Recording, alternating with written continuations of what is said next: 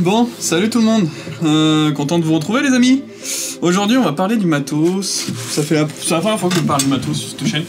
Je vais vous présenter un peu qu'est-ce que j'utilise dans ma pratique. Donc vous l'avez vu, j'ai le Variop, c'est de je sais pas quelle marque, on s'en fout. Ça c'est le petit que je prends pour le vol bivouac essentiellement.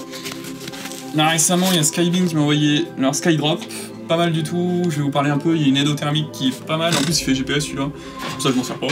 Et sinon, pour tout ce qui est en vol bivouac ou en vol montagne, il faut, quoi qu'il arrive, les cartes aériennes. Alors, il ne les faut pas en vol, mais il faut au moins préparer le terrain. Donc pour ça, eh ben, XC-Tracer, et c'est hyper pratique. XC-Tracer, je l'utilise pas pour en vol, tout simplement parce que le téléphone n'a pas assez de batterie pour tenir les heures de vol, quoi. Donc je regarde le mieux avant le vol, et parfois pendant, je l'allume, ça dépend. Donc, pour ma pratique du vol bivouac, essentiellement, je prends le Variop et XC-Tracer. Honnêtement, j'ai volé 200 heures cette année que avec le Variop. T'as pas besoin d'un truc qui te dit que t'es à 3000 mètres ou voilà. Sauf quand t'as des zones aériennes où tu sais pas où t'es. Voilà, faut faire gaffe avec tout ça. En montagne, il y a quand même pas mal de choses à éviter. Donc, le Variop, petit bijou, il est super petit. Je vais te le comparer, j'ai celui-là aussi. Ça, c'est le Skybeam. Déjà niveau poids on s'en bat les couilles, hein, c'est les mêmes, mais niveau taille, tu vois, le petit Variop là, il est beaucoup, je sais pas si tu vois, il est beaucoup plus fin, ce qui fait que, enfin franchement, quand tu l'as au poignet, ça s'enlève, pourtant il y a un scratch et tout, hein, mais c'est pas le poids, hein, c'est juste que il est plus haut et tout, du coup il s'enlève un peu, c'est un peu pourri, mais c'est pour ça que je l'aime pas trop, alors que le Variop, il est vraiment pratique pour ça, tu l'as au poignet, tu le sens pas, même pas, tu fais un scratch, alors tu le mets un peu n'importe où. Tu t'en fous. Moi, ce que je fais là, ce qui est pratique, tiens, je vais te l'ouvrir, je vais te montrer. Hop. Il a en fait, celui-là, il a une pile. Alors honnêtement, les petits Vario, j'avais hésité entre le Bip Bip là, qui est le Bip Bip, il est en solaire. C'est pas que ça me déplaît, mais en fait, déjà, c'est un peu plus gros. Et le solaire, honnêtement, quand t'as une petite pile là, la pile elle tient 150 heures. Enfin, ils disent que ça tient 150 heures. En vrai, ça tient 100 heures parce que tu oublies d'éteindre ton Vario une fois sur 4. Mais bon, ça c'est pas grave. Et en fait. Tu vois, hop, attends, je te l'ouvre, putain, si je vais y arriver. Là, voilà. Donc là, tu vois, il y a une petite pile, c'est une pile à, comment ça s'appelle, pour les montres, hein. Ça tient, bon, moi je l'ai changé qu'une fois cette année, tu vois, elle m'a fait à peu près 100 heures. Et t'as une petite vis derrière, là, tu vois, où tu peux régler le taux de descente, le taux de montée, quand il va biper et tout, donc ça c'est ultra pratique. Moi, j'enlève quand il bip en descente, parce que c'est hyper frustrant, et puis j'aime pas avoir les bruits en l'air, c'est pour ça que je vole pas trop avec les instruments d'habitude. Tu vois, quand je fais de l'accro, je vole sans instrument, on va pas se mentir. Alors, parfois, faire la sensation, ou même quand je fais les biplaces, je vole sans instrument. Donc, ça, pas mal pratique.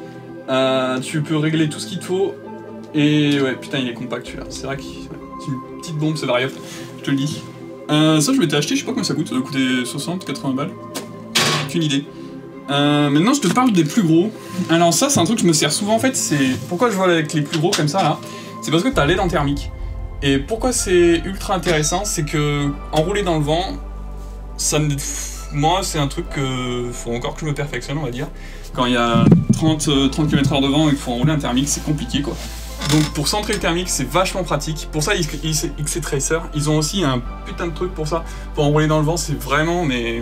une tuerie. Je sais pas si t'as déjà essayé, mais je te conseille, l'application en général est géniale, tu peux vraiment tout configurer, tu peux tout paramétrer, mais pour enrouler dans le vent, il y a une aide thermique qui est vraiment bien. Et sur celui-là, l'aide thermique, bien forcément, je vais pas pouvoir te le montrer.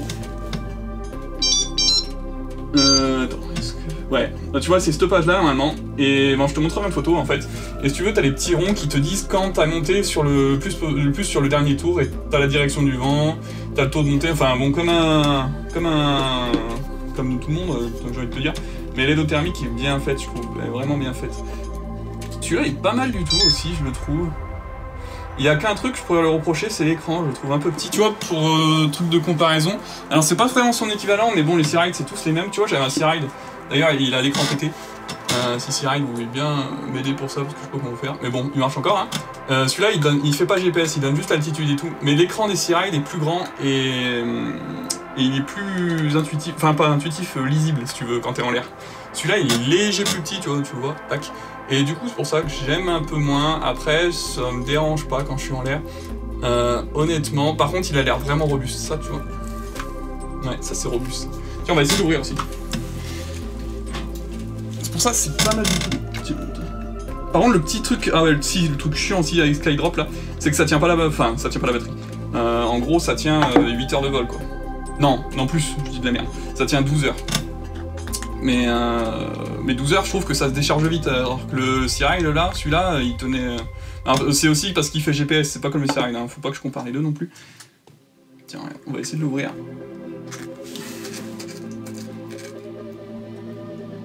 Ah putain, il s'ouvre pas. Seconde.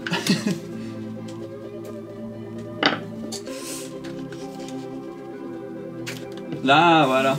Et pourquoi je te l'ouvre en fait? C'est parce que tu vois, en fait, t'as un cache là, comme ça. Tac, je te montre là. T'as un cache. Et tu peux changer cette batterie. J'ai vu que sur leur site, je sais pas combien ça coûte. Déjà, lui, il est cher. Hein. Je crois qu'il coûte 200 balles. Je trouve que c'est un peu trop cher payé pour ce que c'est. Enfin, bon, c'est comme tout, les solettes, les ailes, tout devient trop cher, je trouve. Mais, et là, en fait, tu peux changer la batterie. Maintenant, ils en font des doubles. Du coup, tu rachètes un cache comme ça avec les deux batteries. Et tu rebranches, tu vois, c'est facile. Hein. C'est juste une nappe, là, je sais pas trop comment ça s'appelle. Un débranché. Voilà, et c'est un truc que j'ai vu sur leur site l'autre jour, j'ai dit putain mais c'est trop bien ça, c'est bien fait. Ah bon. Voilà. Donc en gros moi je me sers honnêtement pour les GPS et tout ça, de toute façon tu branches à l'ordi, t'as la trace GPS, hein. C'est même sûrement mieux que XC Tracer. Mais pour le GPS je me sers de XC Tracer, mais de toute façon je prends jamais mes traces. Et pour vraiment, c'est vraiment juste, il faut faire hyper attention quand tu commences à crosser, regarde les TMA, les CTR et tout le tatouin là, toutes les zones militaires interdites et tout, surtout en vol bivouac, hein. Moi quand je prépare mes vols bivouac, je regarde pas, je sais pas forcément où je vais passer, mais j'essaye de mémoriser le plus possible les zones où déjà faut mémoriser les zones aérologiques dangereuses, les confluences et tout ça, mais aussi les zones aériennes, donc tout ça, ça fait un mix qui fait qu'il faut bien préparer tes vols, quoi. Si t'as des questions, j'aimerais bien essayer le 6nav3 là qui fait GPS, et dessus tu peux voir les zones aériennes. Alors je sais pas, franchement, sur un petit écran comme ça, je sais pas si t'arrives à voir grand chose. Et puis si ça bip toutes les 3 secondes pour te dire quelle zone t'es entré dans telle zone ou t'es entré dans telle zone, ça pète un peu les bulles, je t'avoue. Hop. Je l'ai lu. Regarde, attends, bah je vais te montrer vu que je l'ai lu. Hop. Il est pas mal du tout. Merde, c'est pas comme ça qu'on fait. Hop. Lui, c'est. Bah, quand je vole sur cet écran principal là, l'altitude et le taux de montée. Bah après. Je sais pas s'il fait. Si, il fait la température, mais je l'ai pas mise encore. Après, c'est un vario normal. Qu'est-ce que tu veux dire que le vario normal, il fait le vario. Taux de descente, taux de montée. GPS, direction du vent, ultra pratique ça. Ouais, dans tout. En fait, seul truc qui manque avec ça, qui complète, hein, à part que ça fait bip bip, c'est tout. C'est vraiment l'altitude, honnêtement, je m'en fous. Parce que tu fais ça à la sensation, enfin au regard, si tu veux, tu regardes au loin et tu sauras si ta transition elle va passer ou pas. Mais la direction du vent, ultra utile, ta vitesse, ultra utile. Quand tu crosses pour savoir si tu vas arriver à faire le retour ou pas. Quand t'as pas des ailes très perf, quand t'as des C ou des B, tu vois. Tu sais comme ça si tu feras le retour ou pas. Si tu pars avec 36 km/h pas accéléré, ça veut dire que quand tu vas revenir, tu vas falloir accélérer et que tu vas sûrement galérer quoi. Direction du vent, et puis ouais, c'est tout. Petit truc aide-thermique, ultra pratique. Ouais, non, quand même, l'aide-thermique c'est une petite bombe. Hein. On va pas se mentir. Après, je te conseille vraiment de faire des heures et des heures de vol où tu voles pas avec les varios. Fais à la sensation pour bien connaître ton aile, pour bien connaître quand toutes les sensations à ta sellette. Moi, tu vois, quand je fais de l'accro, je fais. Tu prends pas de vario, c'est pas que ça sert à rien, hein, c'est juste que faire la sensation aussi, c'est génial quoi. Le biplace, en fait, au début, je faisais le vario, et puis petit à petit, je le prenais pas parce qu'il était pas dans mon pack biplace, alors du coup, je l'oubliais tout le temps. Et maintenant, en fait, je fais sans vario, et. Putain, c'est. Bah, ça fait progresser quoi. Et voilà. Bon, mais on est bon. XC Tracer, je sais pas si tu connais, allez, je te le présente en 2-2. On regarde sur le téléphone. Non, on regarde pas sur le téléphone, il n'y a plus de batterie.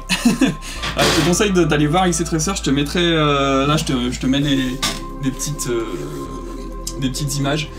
Pareil, hein, t'as tout de montée, taux de descente, t'as tout ce qu'il faut pour les compétitions, t'as tout ce qu'il faut pour les cartes aériennes qui sont vraiment bien faites. C'est plus intuitif que sur internet. Sur internet, quand j'essaye de me renseigner, c'est quand même compliqué, on va pas se mentir, quand tu regardes les cartes aériennes de Géoportail par exemple, Faut pas être pilote de ligne, mais presque pour les dire. Enfin, c'est pas ça, mais il faut vraiment s'y intéresser. C'est pas très intuitif comparé avec ces tracers. Ou vraiment, si bon, tu t'es pas très doué comme moi et que tu veux pas t'embêter plus que ça, et ben tu regardes, t'as ton plafond max, t'as ton plancher de la zone où t'es, et hop, c'est fini. Et t'as les CTR, les TMA, mais ouais, très pratique. Et lui, il bip quand t'entres dans les... Moi, je l'ai réglé avec ce tracer pour qu'il bip quand j'entre dans les CTR. Donc pour ça, c'est pas mal du tout. Surtout par chez moi, tu vois, il y a pas mal de CTR en ce moment avec l'hiver, et puis sur Aix-les-Bains et tout ça. Quand on cross, quand on passe de Chanaz à Satenay ou des zones comme ça, il y en a un peu partout. Après, faut pas t'inquiéter, à l'intérieur des massifs, d'habitude, t'es assez tranquille. Je sais qu'il y a une zone dans le Beaufortin et protection des oiseaux, souvent, tu vois. Enfin, il existe plein de choses, et surtout des plafonds. Il faut faire ultra gaffe, fais gaffe aux plafonds. Et c'est pour ça que c'est compliqué quand tu fais un long vol, parce qu'il faut... Moi, je prends toujours un crosseux de plaine qui me parlait, et tu vois, les crosseux, faut qu'ils s'organisent, que quand ils font 400 km à travers la France, ils vont traverser plein de zones. Du coup, ils appellent, chacun se distribue les rôles pour appeler telle ou telle zone. Est-ce qu'elle est disponible là? Est-ce qu'on pourra passer là? Est-ce qu'on pourra passer là? Et c'est là où tu vois la préparation qu'il faut, et c'est ultra intéressant, je trouve. C'est des autres formes de vol, autres formes de préparation qu'on n'a pas dans les Alpes, parce que c'est pas qu'on fait moins de kilomètres, mais souvent on essaye de faire les triangles effaillis, on n'en fait pas beaucoup des lignes droites, et quand on fait des lignes droites, tu passes dans les vallées, et souvent t'as pas trop de zones. Mais bon, renseigne-toi, et surtout, ouais, apprends, continue à te former, c'est ultra important, il y en a tellement à apprendre, et personne ne sait tout, c'est fou, le vol libre, t'as de quoi faire. Bon, et ben, je te dis à plus, je te remercie pour les commentaires que j'ai eu derrière la dernière vidéo, vous avez été top, et je suis content parce que j'y ai passé beaucoup de temps. Donc voilà, celle-là c'était juste une petite vidéo tranquille, et voilà. Bon, bah si t'es resté jusqu'à maintenant, je te dis à plus, et surtout fly safe.